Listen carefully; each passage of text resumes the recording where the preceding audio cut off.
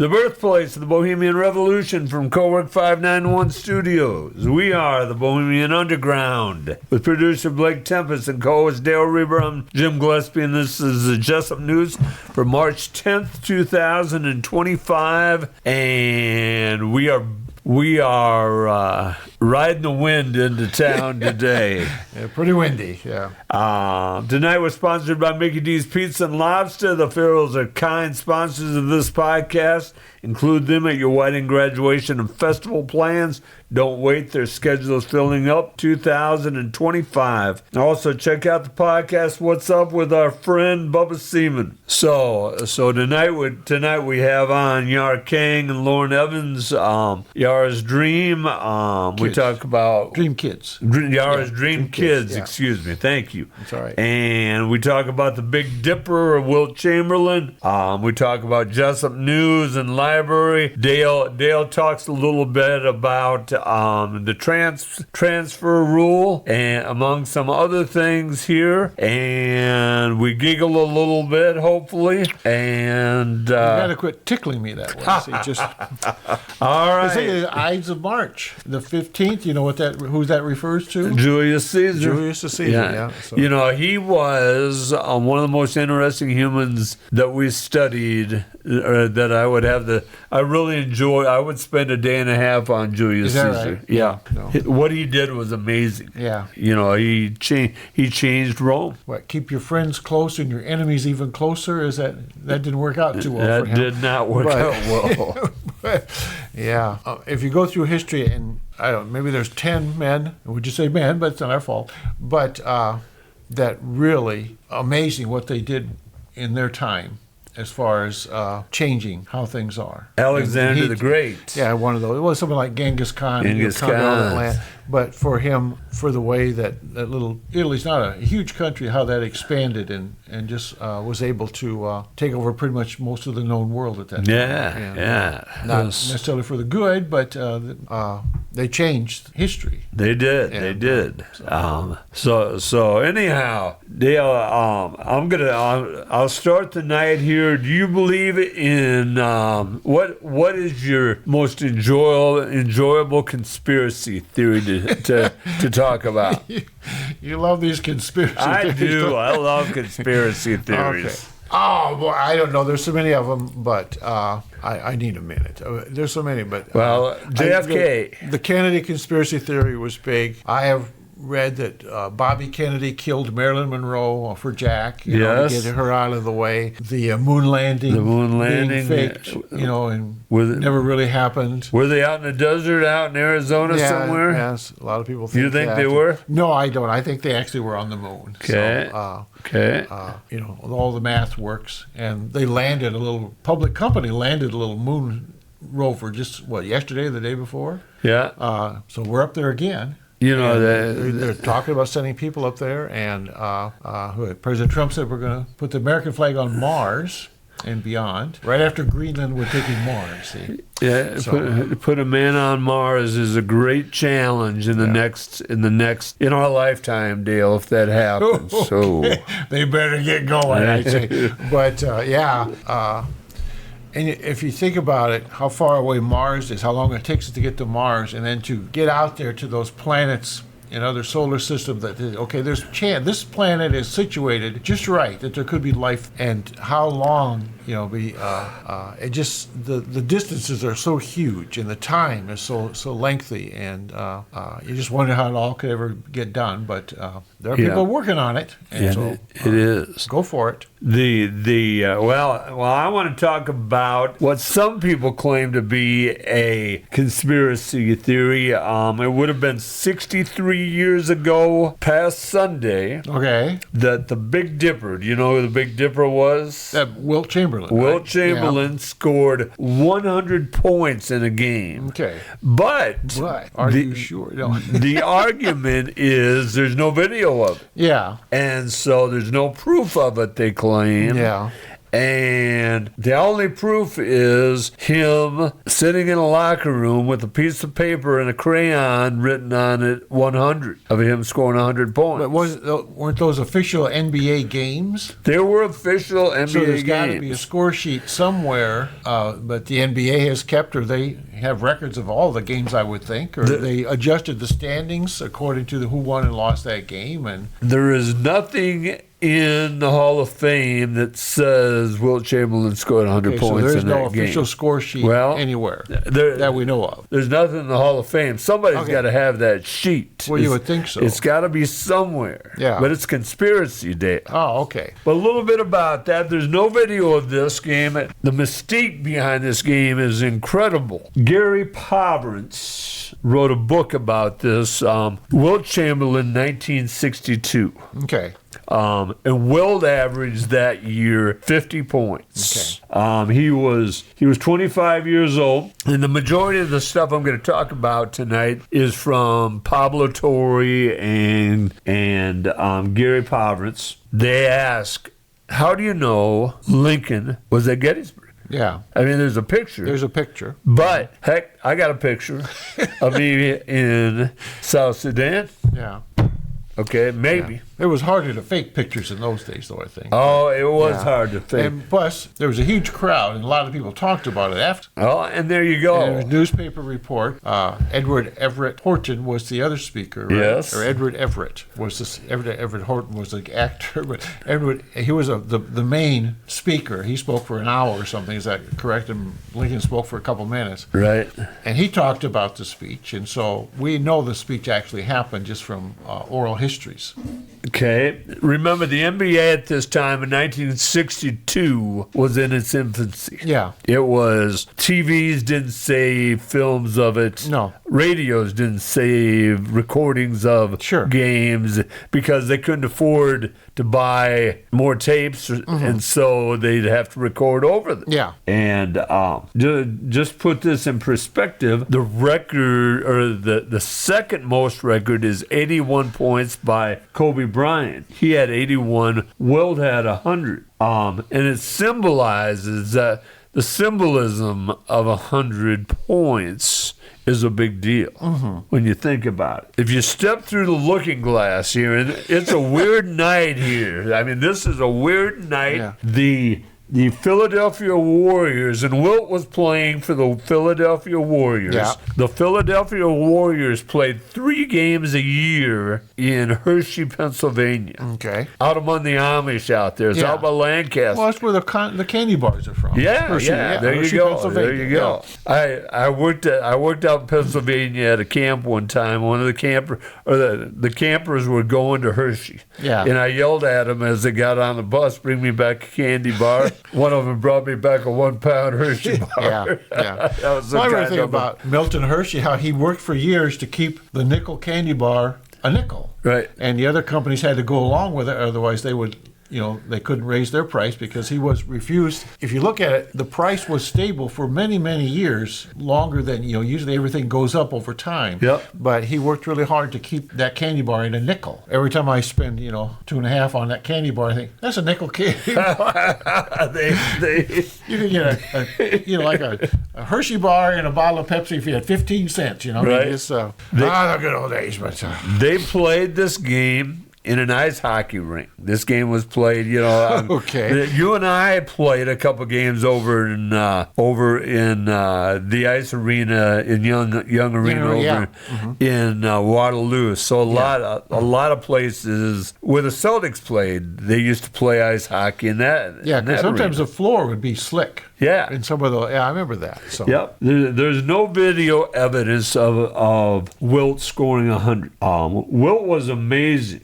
He owned a nightclub in New York City called Wilt's 25 Smalls. Yeah. And everybody, all the stars came. Even then, like today, celebrities like to hang out with the NBA players. Sure. He was a singer. He had he sang Down by the River. You can find it on YouTube. I YouTubed it. And he had a racehorse, never won a race, called Spooky Cadet. Okay. I have a stat on Wilt. I don't want to steal it if you're going to use it. But I read he had a biography called Wilt, right, by Wilt Chamberlain, and it's written by so and so, I'm assuming. But the stat that really amazed me is that he claimed that he had sex with 10,000 women. I believe was the number he used. Okay, that is crazy. But actually, 20,000. Was it 20,000? Okay, it was a lot of. But that's the one thing I remember from the book. Yeah, well, I don't know why, but he spoke with Bob Costas about this, and Bob Costas said that same thing. And Wilt said, well, if I started at 15, it figures out at 1.2 a day until he died. But then the lady he was with when he died, he asked him about it, and he said, "What's the zero between friends?" So I know. I said if he carved a notch in the bedpost every time, he would go through a lot of beds. So. But he told Costas, he said, I provided a math question for all the schools in our country, is what I did. Well, sure, okay. So he didn't. That's all. He wouldn't comment on it. Yes, yeah, okay, yes. All right. Well, keep the mystique, I'd say. Remember, at 25 years old, Wilt was 7'1". He weighed 260 pounds. And think of this, Dale, and this is amazing. His shoulders were wide, but he had a 31-inch waistline. His pants. Yeah, that's amazing. Yeah. When Gary Pomerantz wrote his book, there were 56 people still alive that were there, including 15 players. Okay. Crowds at that time, they used to make fun of it and say that after the announcer would introduce the players, the announcer would introduce everybody in the crowd. The crowds were so bad. Yeah. That's my kind of game. I needed to go to that. I heard they were playing a baseball game once, and the umpires used to turn around and do the lineups in major leagues. And it was a real bad weather day, and the umpire turned around and said, "Okay, dear sir, today's lineups are..." Because it was a very small crowd. That is funny. It is. Yeah.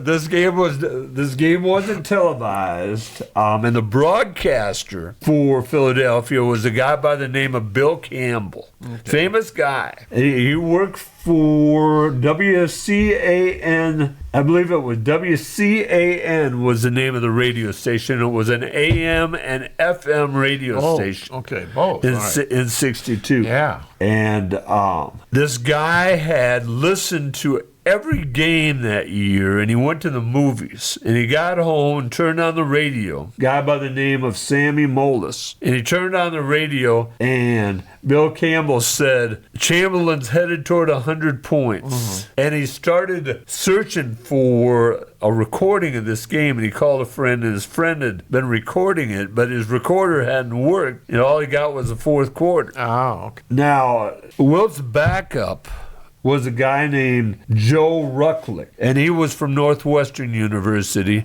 and they were playing the New York Knicks that night and beating the Knicks pretty handily. Most of the night they were up by 20 points. Remember, this was the era when there was no three-pointers. Right. Yeah. And Rucklick didn't get in the game much. I don't imagine. Yeah. But a lot of the guys that played called it a Bush League game and a Bush League effort for Chamberlain scoring 100 points. Yeah. But and remember, and I'm going to give you some numbers later on here, but remember, he only shot 63 times that night. That which isn't that many times when you score 100 points. Well, if you hit 50%, yeah, which he was over at 50%. Yeah, we'd have to be because 50 would only be like 60 points. Yeah, and so yeah. And how he was notorious for being a bad free throw shooter. Does it say how many free throws he made? It does, and I'm going to give you that later on. Right, Very good question. It was he told Costas, he said he was lights out hot. The first half he didn't miss free throw. Yeah, and remember, here's a 7-1 guy, and if you go back to that time period, Wilt was shooting granny-style free throws. Yeah. Rick Barry was the last man in the NBA to do that, I believe. And he was a 90%er above. He was great at it. The center for the Knicks was a guy by the name of Daryl Imhoff. And Imhoff was a known hammer. He only ended up playing 20 minutes of that game and had all 6 of his fouls were on Chamberlain. Okay. And for you basketball fans and basketball people that know basketball, there's a rule: if the post player is better than your post player, you play in front of them and deny them the ball because they're going to score if they catch the ball. Sure. Well, Wilt was better than them, and Imhoff was hungover that night. He claimed he was sick. He was hungover. Yeah. And Imhoff is still alive. He's written several books of poetry. He's written 3 memoirs. He's very prominent out in the Portland area.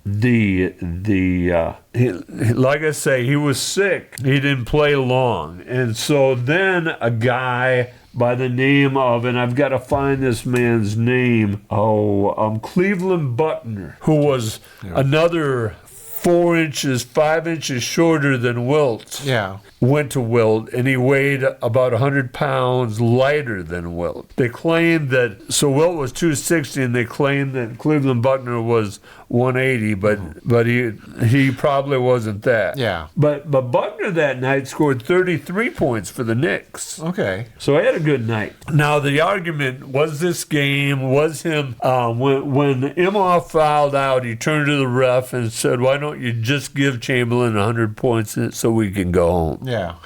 And he called it a farce. Yeah. But you have to realize the NBA was in its infancy. And I want to compare this game to the game that Jack Taylor scored 138 points for Grinnell. Okay, but I have one other question. Yes. Did they keep track of assists in those days? They did, and I was going to go to that box score, and I didn't see it. Because somebody must have gotten a lot of them. Yeah. Popping it to him. First off, the final score of that game was the Warriors 169. The Warriors 169. The Knicks 147. Okay.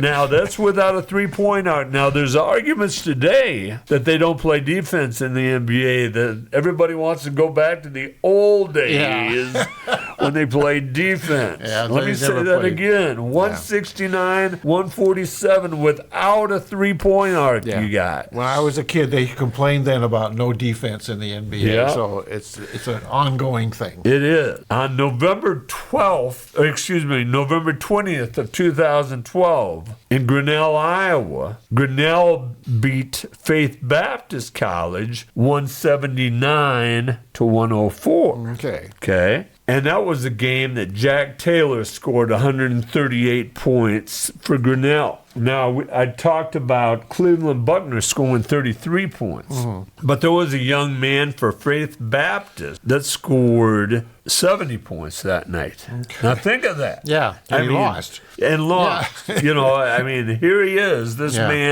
man scored 70 points, and very few people know his name because Jack Taylor ended up on Good Morning America and Sports Center and everything else. Well, just like dying at the wrong time. If you're a famous guy and you die the same day the president dies or something, you're not going to get any news. That's right.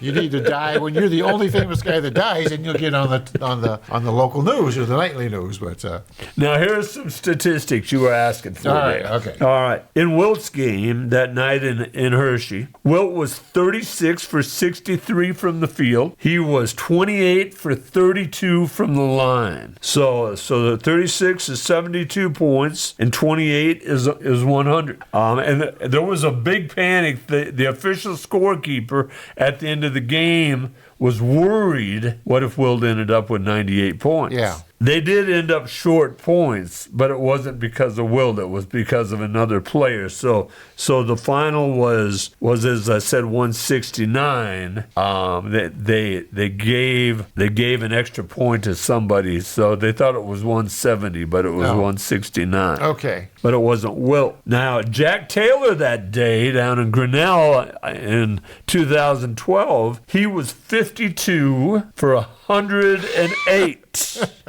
Okay. He took 108 shots in one 108 game. shots. Okay. We used to call that guy a ball hog. From the field from the field, he was 27 for 71 from the 3-point arc. Okay. And 7 for 10 from the free throw line. 28 for 71 is a pretty good percentage for 3-point shot. Oh, yes, it is. Yeah, okay. Yeah. It sounds terrible, but actually it's right in there. So it is. Now, Jack Taylor tried to get in the G League. He tried to play abroad. And the next year, I believe, he scored 103 or something in another game. So twice he scored over 100 points. But Jack Taylor doesn't want to be known for that. And on our website or on the podcast here, when you go to the podcast, you can click on. I shared a YouTube story.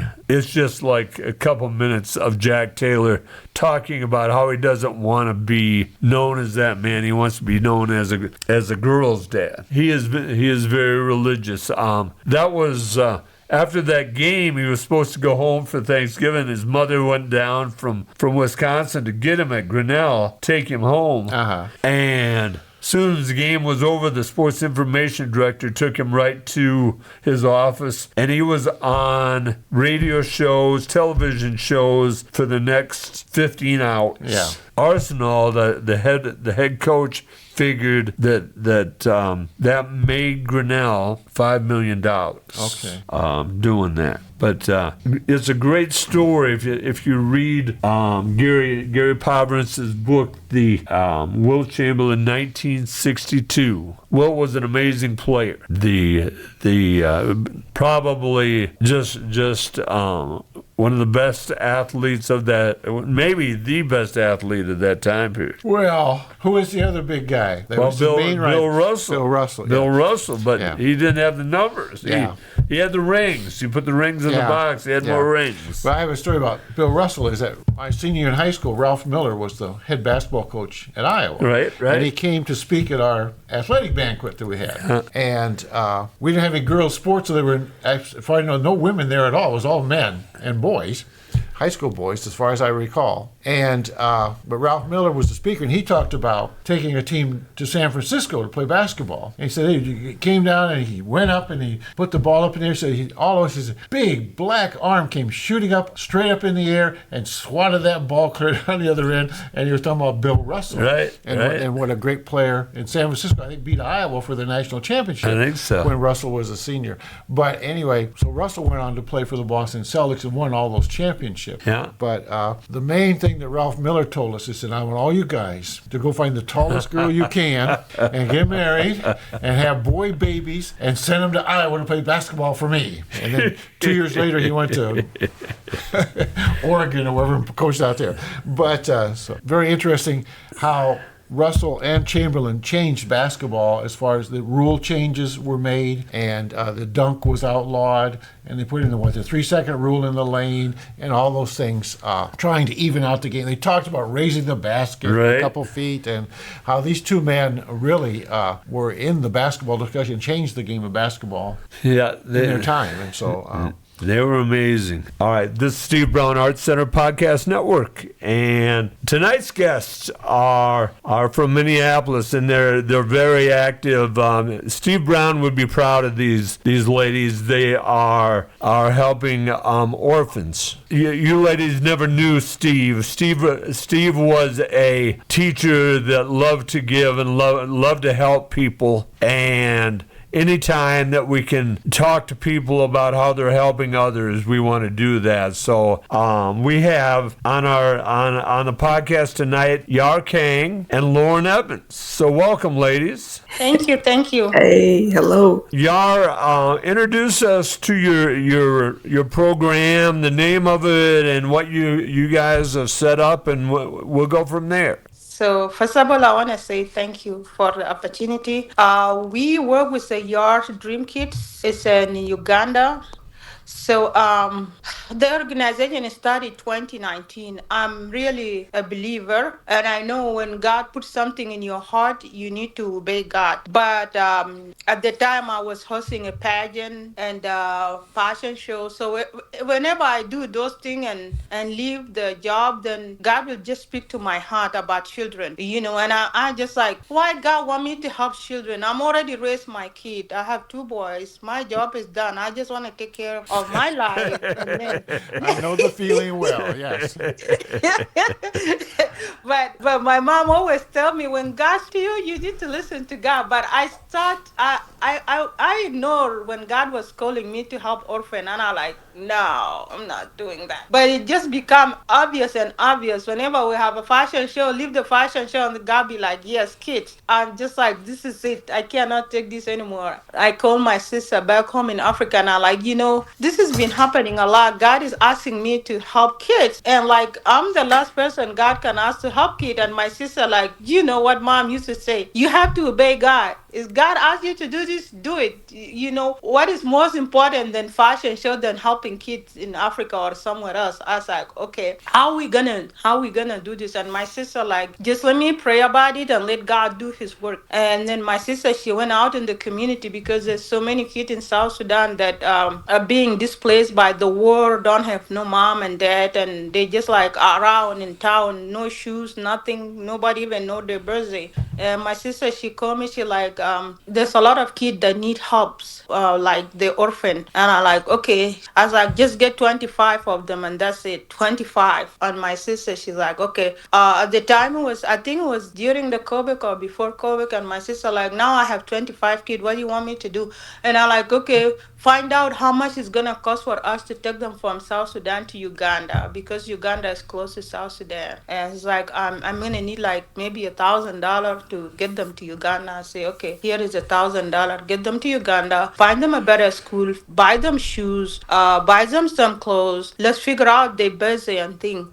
That's when we started, and then that's when I told Lauren and Justice. And then from there, start building them like a huts, and then trying to get them mattress to sleep on. And then I'm just telling some friends. But at the time, we didn't even have a name. So one of my friend, her name is Rose. She work at City of Bloomington, and I'm like, what we gonna do? We have 25 kids, and we need a name. So we kind of like look for the name, and there was no name available online, like Children of Hope, Destiny Kid, and every name was taken. And then Rose told me, we're gonna call them Your Dream Kid. I say, no, no, no, no, no, no, no. I don't want my I don't want my name. And she's like, no, just let's call them Your Dream Kid, and they're your children, because God put them in your heart. I say, no, I don't. We look around, and then we end up putting the Your Dreams Kid. It came from my friend Rose, and from there we start just helping them. And from there we get a call from Sue for Women magazine, and they feature them in the magazine. And then we just help you. God just bring people to just call, like broughting you guys too for us. So God just bring people, and I just keep praying, and I like, God, for one, I don't know, I don't have enough money, but God just start bringing people to support, and then to just give. Like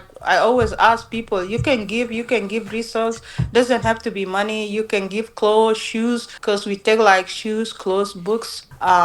That was 25 kids a year. Yeah, yeah. Let's bring Lauren in here now a little Okay. bit, Yeah. and ask her, Lauren, how did you? You met Yar, and how did Yar get you involved in her Dream Kids program? Yeah, so my buddy Jess is the person that brought me to the house, and that was amazing. And I was really looking for a way to find hope and meaning in my life. Because at that point, like I said, it was just getting out of the Navy. Things are moving fast, not going as planned. And so I saw a mission, and I just wanted to be a part of it. It was something else that was larger than myself, coming out of that military background of being a part of something that was bigger than yourself. And then this one is it's rooted in love and in care, and an opportunity to be connected to such passionate young people who take their learning and education very seriously. And this is for either one of you two. Yar mentioned you moved 25 kids from South Sudan to Uganda. I've traveled with 15, 20 basketball players, young basketball players. They've had their passports. They've had money. How do you get 25 orphans to another country? Did they have their passports? How did you do that? That's incredible. It was just God. I think it was God who just let them go. And we told the people in the border, the guy who was taking the kid, he just plain like those kids, they really needed opportunity. But it was tough for them to get past, We just like write them a letter and just ask them, because the border between Uganda and Sudan is not even that, it's close, It's like, so God just did the work and then So did you they have went. papers for the kids We have some paper from them, that to help them but get across the border? I mean, did they yeah, have to cross the border. Yeah, to cross the border. We have the paper, but we didn't have their birthday correctly because we don't even know when the day was born. Yeah, I suppose. Yeah. Okay. Yeah. So we just like just tell them like, yeah, those kids they're going to school and camp, and then this is the paper we have, and we was really praying about it because they keep them for like a couple days, and we was praying, and then by the end they're like, okay, they see the very innocent kid, they just go to have an opportunity, and the way they look, without no shoes and just like, and they're like, okay, but we will go and check that they're really going to the camp and they're gonna go to school. So is the Ugandan government, are they receptive to people coming from South Sudan into their country, or is it a problem with a lot of people trying to get into Uganda? We have a good relationship between Uganda and South Sudan. Okay. So Ugandan they go to South Sudan and work there and have other opportunities. So it's really good relationship between us. It's like you're going to South Sudan, you're going home. You're going to Uganda, like you're going home. So they make stuff easier. Okay. All right. Well, that was a plus. I think that was really good. And it's the political situation in Uganda, is that pretty stable? Yeah, it's not really bad. It's just the news sometimes. And so when they're in South Sudan, you found them a place to live, and you got Yeah. them clothes and shoes. And then how about their schooling? Then how did that work? Did you go to a a Ugandan school, or did you start your own school, or how did that work? There we have a friend of mine, and his name is Adam. He's know a school called S1 Ministry School in Uganda. It's an American school, and then we put them there to that school in S1 Ministry School. Mm-hmm. So it costs one kid 360 a year. It costs us if you want to sponsor a kid for a month, it's like $30 for a month for the food and school. But for a year for one kid is 360. Mm-hmm. So now they're going now in American school, and they're really doing good. They learn English fast. And now they're playing basketball and they're playing volleyball, and they took the school to the district, our kid. Okay. They're really trying to do more than any other kid because they know this is the only chance they have will take them somewhere. Mm-hmm. When they graduate out of the school, what's the future look like? What are things that they can? Is there universities for them, Yeah. or do they have to go into the job market? They have university in Uganda, and some of them, their dream is to come to America when they're going to, they dream bigger. Yeah. So they're like, maybe God will take us to America. And I'm like, you don't know God work. You never know. If you do good, you get A's, you can get a scholarship. So they're putting their heart to that opportunity. Okay. Have Yeah. either one of you been to the school? No, but I have connection with the school. We Right. FaceTime them and we talk to them, and we know the teacher in the school. How old were the children when this all started? We was have like 7 years, 8 years old. We have even 5 years old. And who takes care of the children outside of school? So outside of school, so they live in a campground, or I don't want to call it a campground. It's like a village Okay. in Adjumani.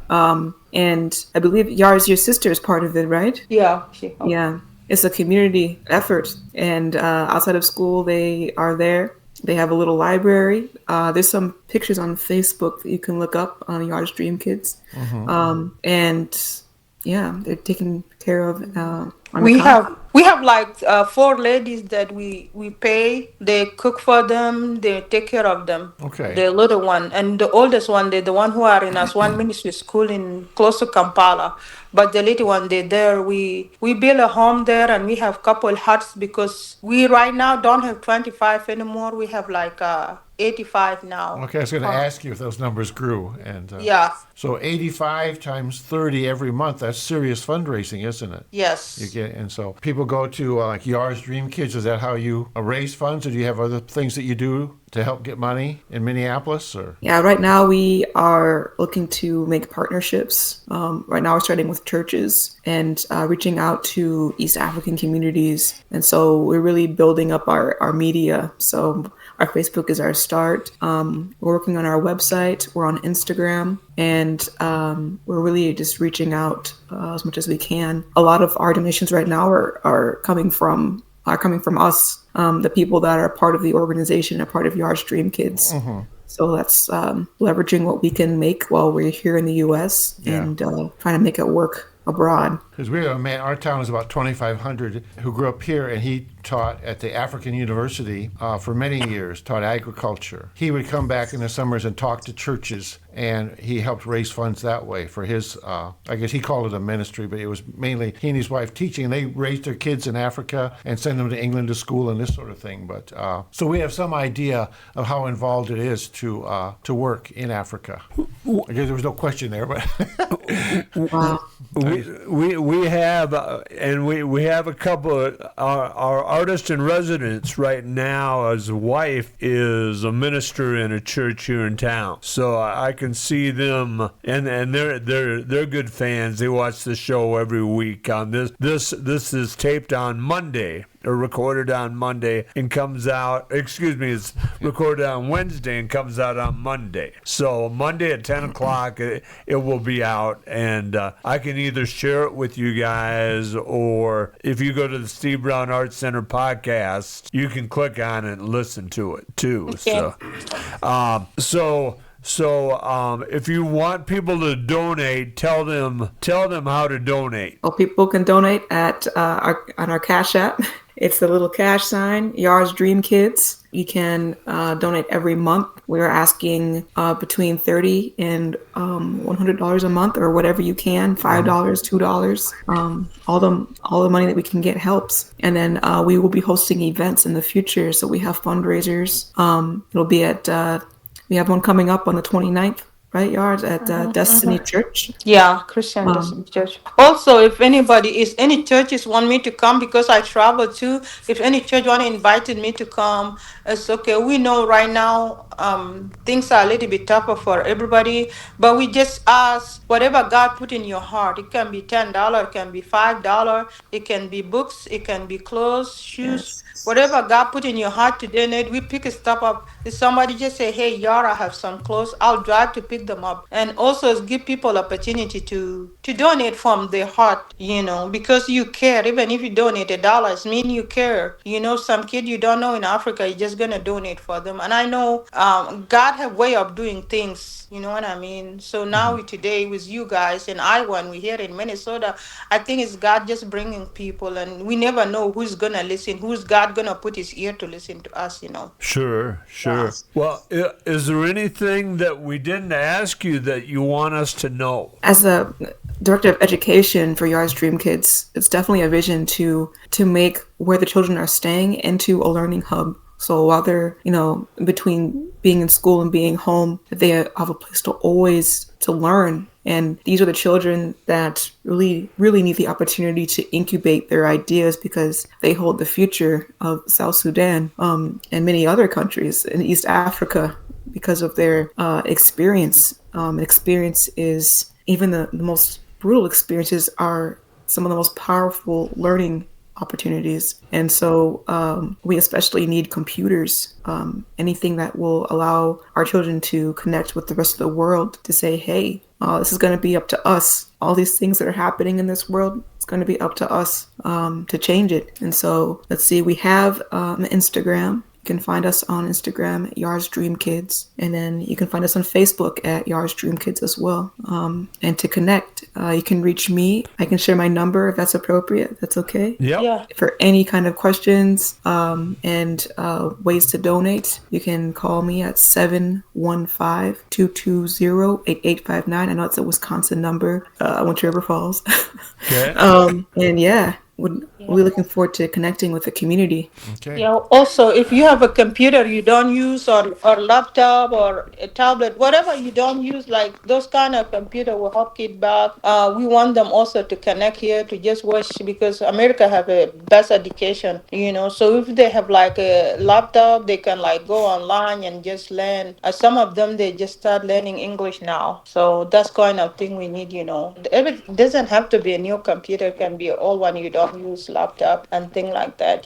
And those kids, they want to learn. They really want to learn. They're trying their best. You know what I mean? The thing we take for granted here in America, like sometimes those things will have like clothes that kids don't use for summer, and shoes they don't want to wear. Yeah, something like that. Right. And, What's the yeah. potential number?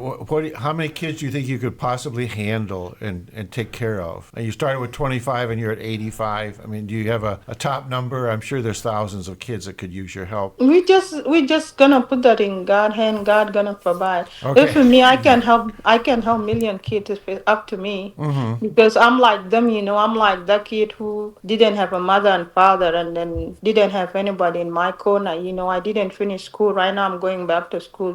But I didn't have anybody in my corner supporting me. Until God brought me to America, and I'm like, what, God, I see myself in those kids. When I go there, they're just excited and they're like happy, and I went there, and everybody needs somebody in their life. Everybody needs somebody in their corner. Even here in America, all the kids are kids. You need somebody Yeah. to tell you, you matter, you're beautiful, you're awesome, you're smart. Kid, they need that, you know what I mean? Yeah. Yara, So- when's the last time you've been there to see the kids? I was there in 2022, and our team are leaving in June. I think Lauren is working on now to go with our team in June by the grace of God, but I'm not gonna be going because I have to do other stuff. But Lauren gonna be going with other team. They're gonna be traveling to Uganda in June to see the kid, and we're trying to buy land, either to build school or build them a better home, So that's kind of thing that are happening now. Lauren, how big a team are you taking in June? Right now, it's me and my buddy Justice, as far as we know. We wanted to team up with another organization, but we're still waiting for their details. I think it's just better to travel with people. But our collective vision is to definitely use what was available to us. I'm a really big fan of permaculture. That's the agricultural aspect of things, like growing knowledge, growing food, growing community. Because I hope that our capacity for caring for these children can really expand, because East Africa, like South Sudan to Sudan, we're talking about Rwanda, Ethiopia, Somalia. There's a lot of young people that really need the global community to be involved. And so there's a lot of opportunities that are available, especially with technology, the growing vigor of how fast education and learning is moving. All right. Well, good luck. I think you're doing a wonderful thing. We Thank need you. more of this in the world. So I wish you the very best. Thank you so much, guys. Thank you for opportunity. God bless you guys, and thank you. Thank very you. welcome. Perhaps you. we'll talk again soon. Thank you. Okay. If not before you go, Lauren, we'll talk after you come back. All right. That'd be Sounds great, yeah. good. Thank you. Thank you ladies. very much. So this is Steve Brown Arts Center Podcast Network. Dale, what do you have for us Well, this I got week? a couple things I'm going to talk to remind people. Cowork 591 is real good about letting us use their facilities, and they have activities down here. And I thought I'd remind people next week, the 13th, this coming week, the 13th, Yes. yeah. Smiley Soup and Sandwiches are going to be from 11 Ooh. to 2. The food truck is coming. It's coming. The summer's coming. Yeah, and I wish I'd gotten here before Kelly left, because on the 14th, there's a Paint Your Pet ticket deadline. And so I said, okay, I don't know what that's about, but apparently you can paint your pet if you want to, but you need a ticket. Well, I tell you, I know what that's You know what it is? about. Okay, all right. So what they do is you send in a picture. The company makes you a paint by number picture. Okay. So you don't get to actually paint your pet. You paint a picture of your pet. Of your pet. Oh, okay. Yes. I was wondering how that works. Yeah. All right. Well, thank you, Jim. Yes. But then this is... All right. Okay. On the 15th, Okay. there's a pizza, puzzle, and guzzle.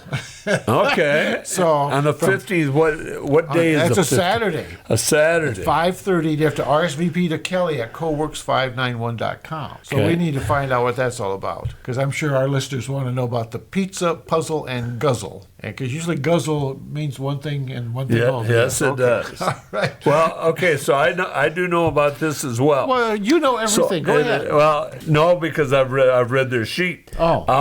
I don't know everything. I just know Well, what I if read you on. read and know something after that, then Yes. you know.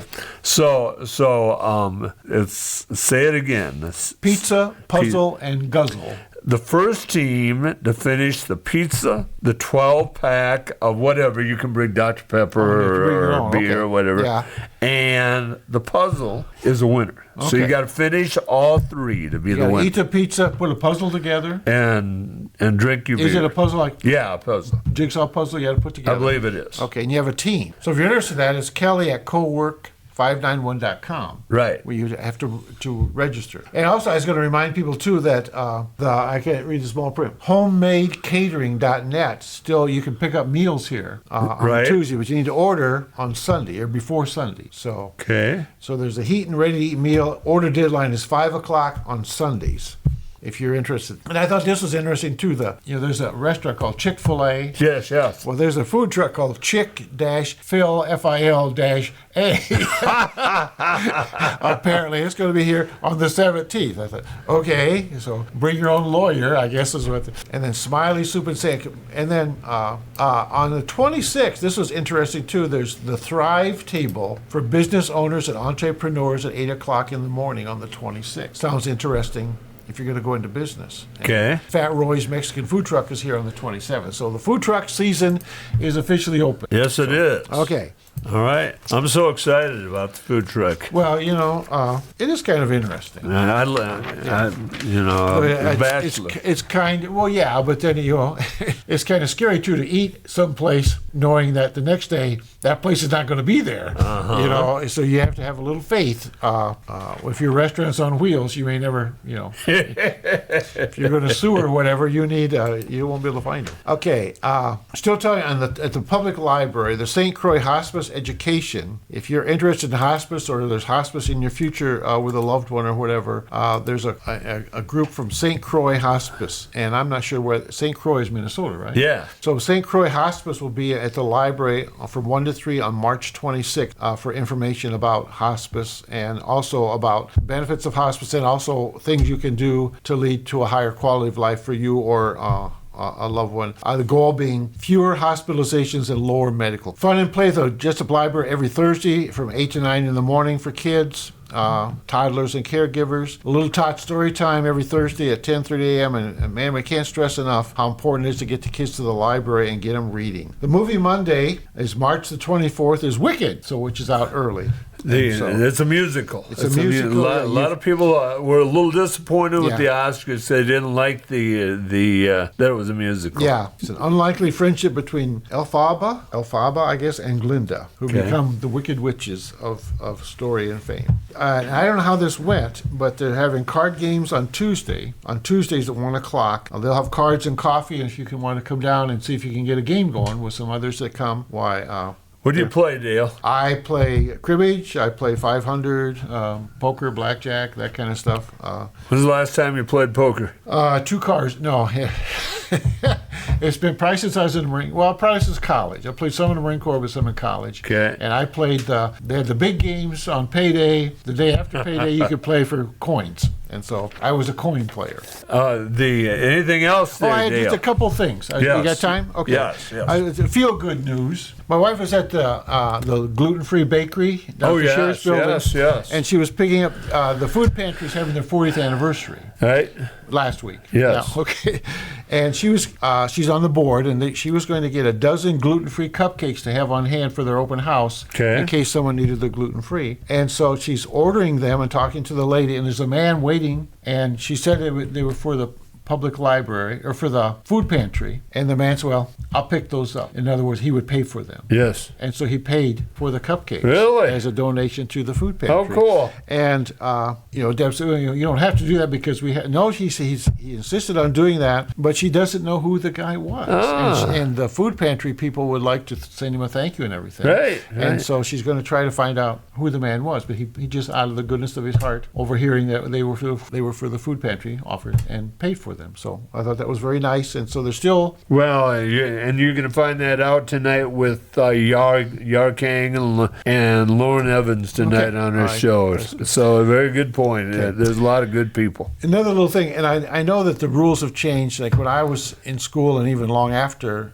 if you transferred from one high school to another, you had to sit out, 90 days or a season or whatever. But I know they've changed that and made it more player-friendly as far as being able to transfer, is what I understand. But there's a school around here that hasn't had too much luck in football, but they have a kid who plays quarterback that's pretty good. Coach, I won't tell you how I got the information, but he said that 3 coaches from around the area, football coaches, have called this kid asking if he'd like to come and play for him or for them. And I don't know what the kid will do or what he has done. But it used to be like you were loyal, be true to your school, that sort of thing.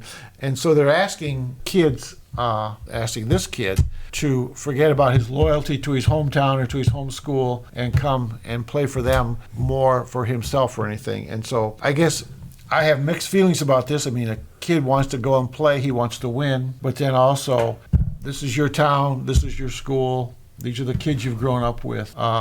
Make the best of what you have. And so if you could make a splash somewhere else and maybe get a scholarship, that's one thing.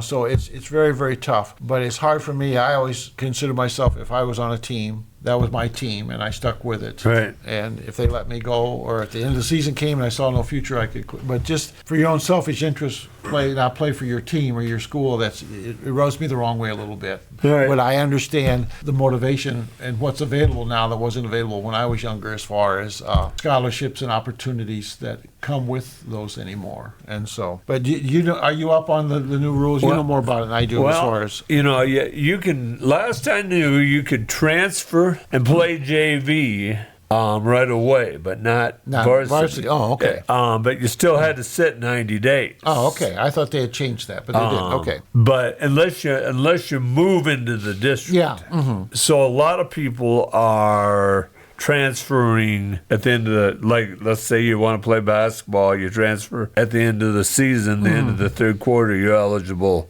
at the start. Sure. And I think you live with an aunt or something, or you find a residence, and so around something. Okay, I just thought that was very interesting that high school coaches are that into trying to get players from other schools, and so at least this works. I was going to tell you, do you know you have eye mites? You know what mites? These little tiny bugs that are they're in your eyebrows and all over. Well, they're in your eye also, which I did not know. And I was getting my yearly eye exam. Optometrist, she's looking through this little magnifying glass. She says, you have eye mites in there, which she had never said before. She said at Iowa City they have a program where if they sign you up and you use these eye drops, 1 drop twice a day, for 6 months, and they are evaluating these eye drops. And she said she has used them and had patients use them and got good results. And usually you can work around and they don't cost too much. Your insurance will pay for it. And I said, well, I would be glad to test it for people. I'm not worried about the eye mites, but I'd be glad to test them. So the next day I get a call from a pharmacy. It just was a Walgreens pharmacy. I'm not sure where. I don't used to use Walgreens pharmacy, saying that the eye doctor sent us through and to get the eye drops, but my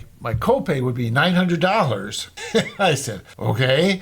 I figure 6 months at 2 drops, that'd be a little container like that of eye drops. So 2 to 3 ounces maybe of liquid. And I said, well, I don't really want to pay $900. Well, she says, your insurance, which is Medicare, I don't understand, but your insurance will pay for this. You give us all your income data and all this sort of thing, and you're not over there's a certain amount, you know. Right. So I said, well, what's the number? Well, she said the number, and I know I don't make that much, but I said, oh, I make too much for that because I want it out. Right. I lied, in other words, to the pharmacist, and so I'm using these little eye wash pads. There's something to do for this, but What causes eye mites? that I don't know. I think they're just in your, they're all over. But my son-in-law looked up, and they're horrible looking, but they're microscopic. They're very, very small. Did you notice? I had no idea. But she said if you get a little crust in your eyebrows or something, sometimes that's from eye mites. So See, I get crust in my eyebrows, but I take 2 different drops 6 times a day. Yeah. So I mean, different, not Yeah. total of 6 Yeah. times a day. Yeah. So a lot of that gets on there. yeah. Okay. Yeah. So I know, but my son-in-law had to show me what they look like. They look horrible, you know. 'Cause Yeah. They show the picture look like a dragon, you know, but they're actually Yeah. they're terrible. So anyway, You know, I learned about eye mites. Wow. Now, got one other thing in this President Trump's speech last night. I was talking one thing about it. It's on Iowa Public Radio where they mentioned that reported he received a letter from President Zelensky of the Ukraine stating, you know, he was apologizing and this and that. And then the guy said, but no one has seen the letter. And I said, okay, really, what this president is, this guy did not trust him, this announcer, doing the news, that there's been enough times when President Trump has not told the truth that he was saying, he said this, but we've not seen the letter. Yeah. And I said, and to me, that's just a sad indictment of what is going on right now as far as someday this man, President Trump, is going to have to tell the nation or the world something really important. And are we going to believe him when we really need to believe him, you know? Because just the way the wording of the letter, it didn't sound like something that he would get from Zelensky. But anyway, so I just thought I would comment on that I think it's a darn shame when you can't trust people to tell you the truth. Before we finish in this Steve Brown Arts Center podcast network, before we finish, we gotta talk about the run that the boys make from Jesup. Oh, sure. Yeah. You know, they qualified for the state tournament and they play tomorrow. Yeah. In Des Moines. I know you and your lovely wife are going down. Yep. I went over with my son to see the game in Waverly where they got to state. You did. Very exciting game, and Fayette had lost, and they had a 6'7" kid that's very good. Right. And he can play guard. He can bring it down the court, dribble well, shoots with both hands, 3-point shooter or under the basket, can do it all. And we have this Treptow kid. I always hope I say his name right. Is that Ryan? Yep. And so those two were kind of battling each other. I mean, they were the best players on their respective teams. And so fouls were very important because they had them guarding each other. Yeah. And so they both ended up with 2 fouls, I think, in the first half. And so in the second half, again, it's going back and forth. Fayette got a lead. And the coach, which I always think is a big mistake, instead of keeping the dogs going, he slowed everything down, trying to run the clock, pass the ball more, this sort of thing, not trying to score as quickly as they had been, and ended up letting Jesup back in the game, which happens a lot. And so it gets close, and then in the last minute, Fayette's big kid gets his 5th foul. Oh. And so he's out the last minute of the game, and the game is tied, and that's just enough time then for Jesup to come and beat them. And the kid, and I don't remember his name, 2.7 seconds on the clock, game is tied, you don't want to go to overtime, and he's on the free throw line. And, you know, just the tension. And there's a huge crowd there from Fayette. So the kid misses the first free throw. And he said, oh, man, you know, but he just thinks that second one went right through. Right. And so then they took the ball out, and they threw the ball down for a last-second shot, and it hit the rim. It was a pretty good shot, but it bounced off, and so they won by a point, which no one thought. And everybody was already all excited because Union had defeated a really good Number 1 North Mahaska. Had defeated them to go to state. And then Grundy Center was going to state. And what's the other? There's 4 of them from around here. It's a 1A school. Which one's 1A? It's not Wapsie, but somebody else. GR, Gladbrook Rhinebeck. Yeah, from the conference. Yep. 4 schools from the conference in this area. Yeah. Oh, Grundy Center was the other one. You said Grundy, Gladbrook Rhinebeck was Gladbrook, Rhinebeck, Union, and Jesup. Yeah. Those 4. And so they're all kind of within 25, 30 miles of each other. And so it's pretty neat for the conference to get all 4. But the crowd was buzzing. I mean, all these basketball junkies, you know, Union is winning. Right. They were keeping track of that, and the buzz was through the crowd, so people were very surprised cool. and quite thrilled for our friends from LaPorte City. Yeah, So, yeah. So are they an 8 seed? They have to play 1 seed. Did they draw Western Christian, I believe? Yeah. And so that's a team that won it all last year, right? They beat Hudson. Yeah, it's a great challenge. Yeah. It's a great challenge. Yeah. But it is. We listened to the Dunkerton girls when they were playing a number 1 seed. They had every chance to win it. I mean, if things had gone a little bit, they could have won it. It was not that difficult a game that they could not have won it if things had bounced a little bit differently. What was the team that they played? Oh, they played. But I think they were like 3 for 12 from the foul line. So they opened the door wide open for Dunkerton, but it just didn't work for those kids. But a bounce here, a bounce there, they could have won that game. Yeah. And so there's no reason why Jesup can't pull an upset and win that game too. So, good luck to those kids. So they come back a long way.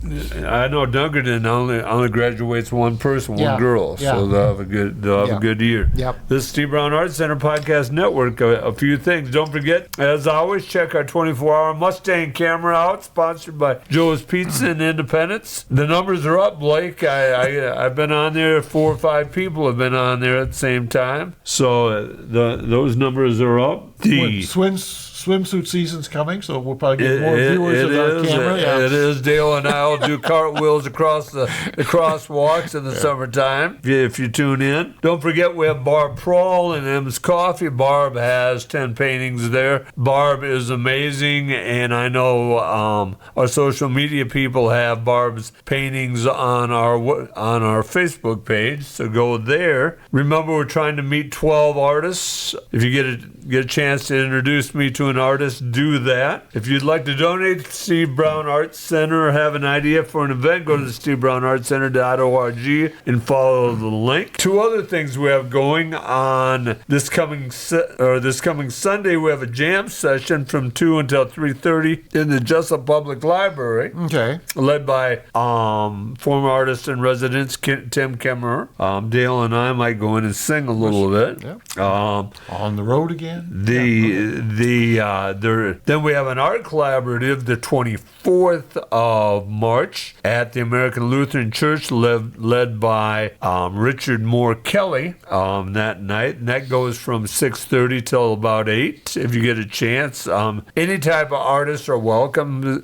Musicians, painters, sculptors, dancers. Yep. Please stop Macrame. Yes. Yes. Paper folding, what's that? Origami? Yes. You ever tried to do that?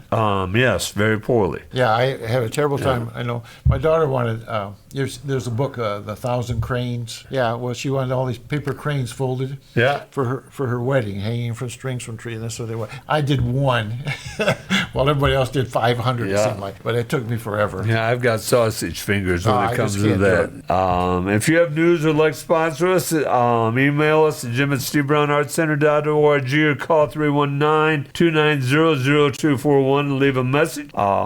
As always, thanks to the audience for listening. You people keep us going. Please click thumbs up, do anything in your power to get us more listeners. We need some positive reinforcement, don't we? We do. I'm Jim Gillespie with producer Blake Tempus and co-host Dale Rueber. As always, thanks to Kelly C. Haas. Thanks to the audience for bringing these stray dogs into your life. And remember, St. Patrick's Day is just around the corner. Yep. So enjoy the Day of the Green, and remember, each day is about little victories.